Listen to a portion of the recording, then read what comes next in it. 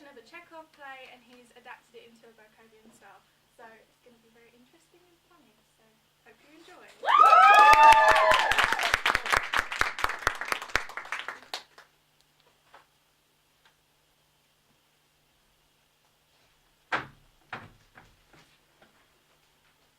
Ladies and, so to speak, gentlemen, it was suggested to my wife that I give a public lecture here for charity. Well, if I must, I must. It's all the same to me. I'm not a professor, and I never finished the university.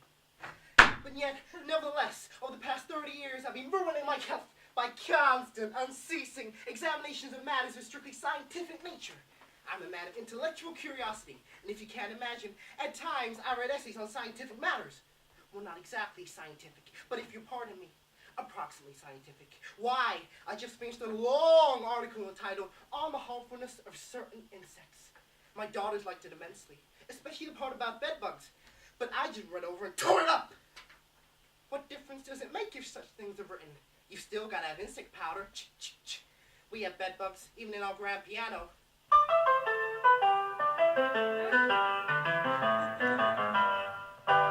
For my lecture today, I have taken, so to speak, the harm done to mankind by the use of tobacco. I myself smoke, but my wife told me to lecture on the harmfulness of tobacco, so what's to be done? Tobacco it is. It's all the same to me. But kind ladies and gentlemen, I urge you to take my lecture today with all due seriousness, or something awful may happen. If any of you are afraid of a dry, scientific lecture, can't stomach that sort of thing, you needn't listen. You may leave.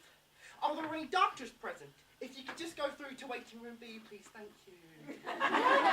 Then I insist you listen carefully, for my lecture will contain much useful information, since tobacco, besides being harmful, contains certain medical properties. For example, if you took a fly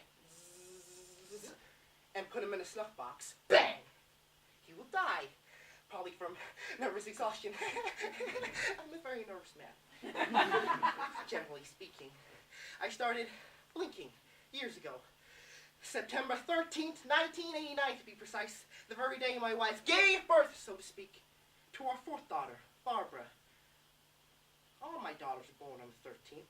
However, time at our disposal is strictly limited, and I see I have digressed from the subject. Let us continue. I must tell you, by the way, that my wife runs a boarding school.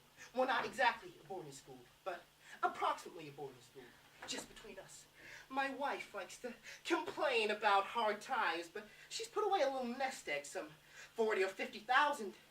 As for me, I haven't $1 to my name, not a penny. But what's the use of dwelling on that? At my wife's school, it is my lot to look after the housekeeping. I buy supplies, look after the servants, keep the books, stitch together the exercise books, exterminate bedbugs, bang! Take my wife's little dog for walks. Catch mice. Gotcha, you bastard. So, last night, it fell to me to kick the cooked flour, and butter, for tomorrow's breakfast. Well, to make a long story short, when the pancakes were ready, my wife came into the kitchen and said that 3 of the students would not be eating today because they had swollen glands. So it seems we have a few too many pancakes. What to do with them? At first, my wife ordered them to be stored away, but then she thought a while, and she said, "Why don't you eat them, you scarecrow?" That's what she calls me when she's out of humor. Scarecrow, or viper, or devil. What kind of a devil am I? I didn't just eat those pancakes. I wolfed them down. I'm always hungry. Why, yesterday, she gave me no dinner. She says, "What's the point of feeding you, you scarecrow?" However, it seems we have again digressed from the subject. Let us continue. I should tell you, by the way, that at my wife's school, apart from the housekeeping, my duties also include teaching mathematics, physics, chemistry, geography, history, vocal training, la la la la la la la, literature, to be or not to be. That is the question. And so forth. For singing, dancing, drawing, my wife charges extra. Cha-ching! But the singing and dancing master is yours truly, ba-da-ba! The school can be found at Dog Alley, number 13. 13. I suppose that's why my life's been so unlucky. Teaching at Dog Alley number 13. Oh, my daughter's being born on the 13th. My house is 13 windows, and yes, house number 13, too. I'm a failure. I've grown old and stupid. Here I am, lecturing, and to all appearances enjoying myself. But I tell you, I've such an urge to scream at the top of my lungs, to run away to the ends of the earth. There's no one to talk to. I just want to weep. What about your daughters, you say, eh? Well, what about them? I try to talk to them, but they only laugh. My wife has 7 daughters. No, sorry, it's 6. No, wait, it is 7. The eldest, Anna, is 27, and the youngest is 17. Ladies and gentlemen, I'm miserable. I've become a fool, a non-entity. But then, all in all, you see before me the happiest of fathers. Why shouldn't I be? Who am I to say I'm not? Oh, if you only knew. I lived with my wife for 33 years, and I can say those are the best years of my life. Well, approximately the best. Well,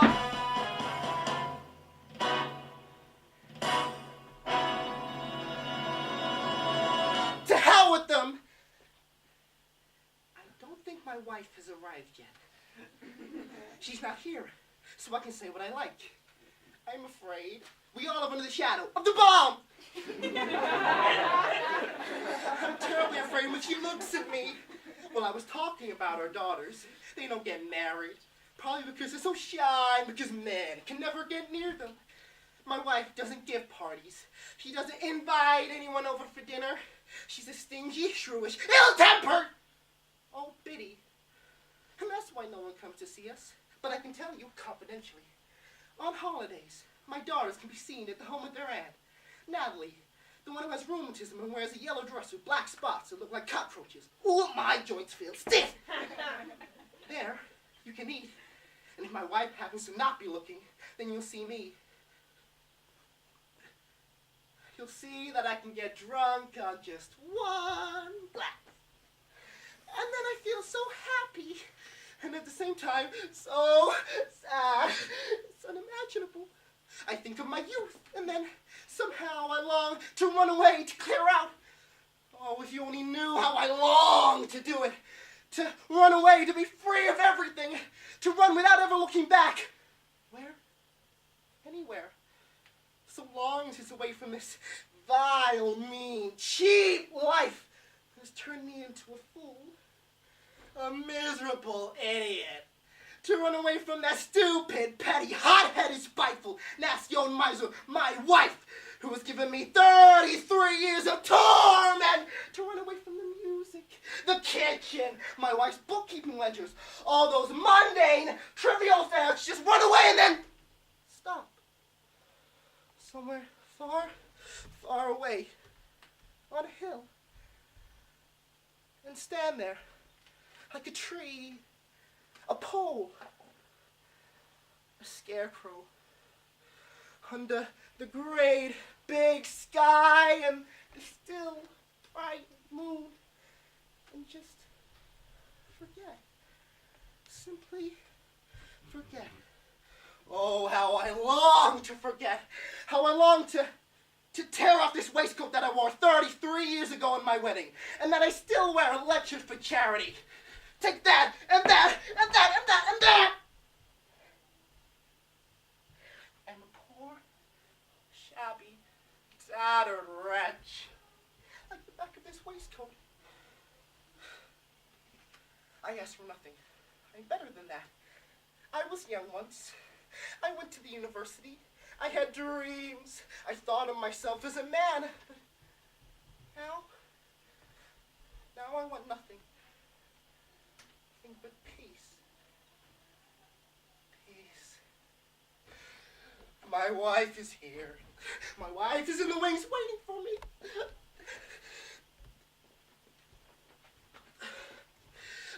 Hey, please, if she asks you, tell her that her scarecrow husband, I mean, the lecturer, me, conducted himself with dignity. Oh, she's looking right at me.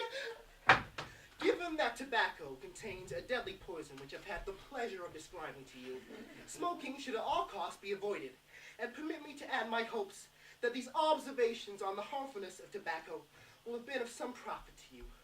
And so I conclude, Dixie et animam lewawi.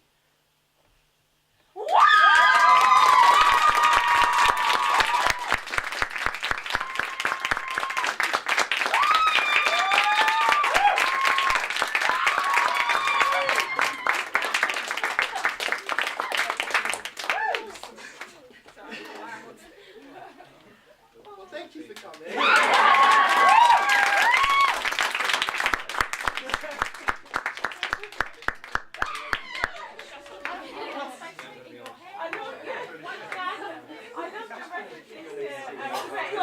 I was just